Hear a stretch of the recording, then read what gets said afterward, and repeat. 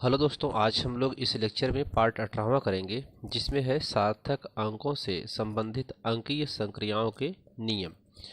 तो सार्थक अंकों को कैसे जोड़ा, घटाया या गुणा भाग किया जाता है, उसको आज इस लेक्चर में हम सीखेंगे।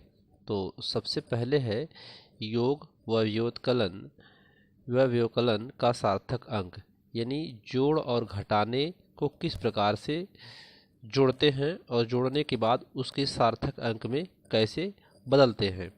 तो संख्याओं के योग अथवा व्युत्कलन से प्राप्त परिमाण में दशमलव के बाद कम से कम अंक सार्थक अंक होता है। यानी कह रहा है कि जो संख्याओं का जब हम जोड़ेंगे या घटाएंगे संख्याओं को, तो उससे जो रिजल्ट आएगा हमारा, उसमें दशमलव के बाद जो कम से कम अंक होगा वही क्या होगा, उसका सार्थक अंक होगा। तो उदाहरण देखेंगे तो आपको समझ में आ जाएगा।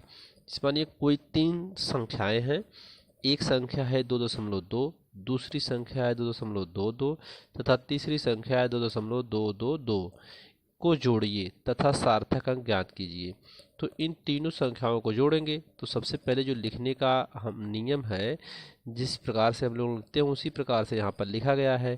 पहले दशमलव की ये वाली संख्या लिखेंगे जिसमें ज़्यादा अंक है, फिर इसको लिखा जाएगा, फिर इसको लिखा जाएगा। तो ऐसे क्रम से लिख देते हैं, ठीक है।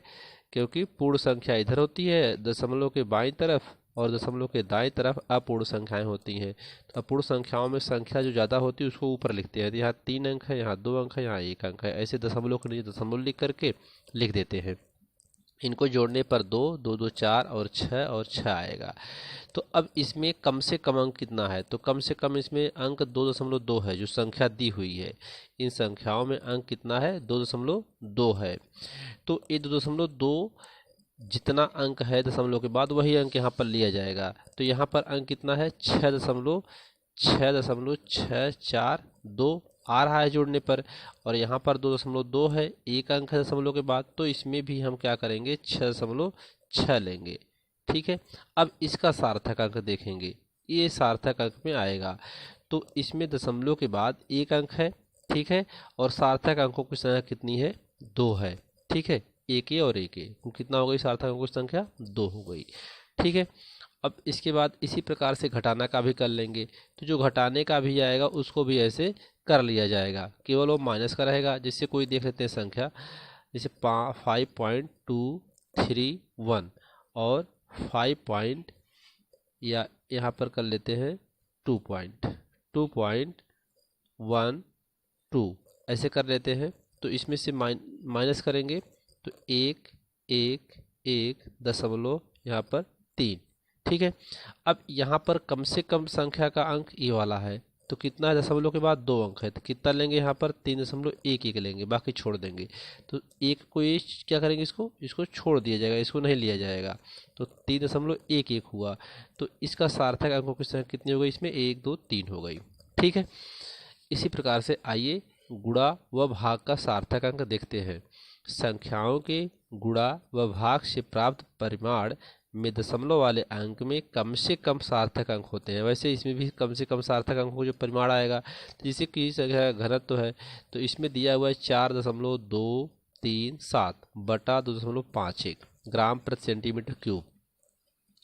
तो इसका इसमें भाग दिया गया, तो भाग देने पर 1.6880 ग्राम प्रति सेंटीमीटर क्यूब आया।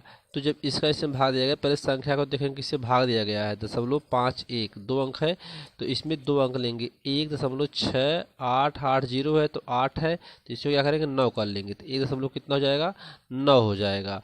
घनत्व का सार्थक अंक 1.69 है, कितना है, 1.69 हो जाएगा। और सार्थक अंकों की संख्या कितनी जाएगी, 3 हो जाएगी। तो कम से कम अंक इसमें भी देखेंगे। गुणा वाले में भी ऐसे देख लेते हैं। गुणा वाले में है यहाँ पर 1.2 गुणे 36.72, तो यहाँ पर गुणा करने पर 44.064 आया है। तो इसको आप 44.1 लिख सकते हैं। यहाँ पर एक अंक है तो 44.1 लिख सकते हैं, या 44 भी लिख सकते हैं, ठीक है। तो सार्थक अंकों की संख्या 3 या 2 भी हो सकती है।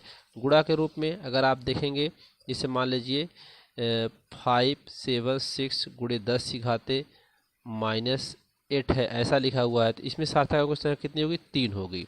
ठीक है, गुणा में, अगर गुणा के रूप में है तो सार्थक अंकों की संख्या इस प्रकार से होती है। या आप यहाँ पर देखिए 5.23 इंटू 10 की पावर माइनस या प्लस में हो 20, तो सार्थक अंकों की संख्या कितनी होगी? 3 होगी। तो इस प्रकार से जोड़, घटाना, गुणा, भाग के सार्थक अंकों की संख्या को समझते हैं। धन्यवाद दोस्तों। इस लेक्चर में भौतिक विज्ञान कक्षा 11 एनसीईआरटी पर आधारित पूरा कंप्लीट कोर्स करवाया जाएगा। इसमें आपको एक तरफ से नोट्स मिलेगा और पूरा हल मिलेगा। आपको किसी प्रकार को आपको कोई दिक्कत नहीं होगी। अगर आपको वीडियो अच्छा लगेगा तो प्लीज़ आप इसे लाइक करें, सब्सक्राइब करें, शेयर करेंगे। धन्यवाद।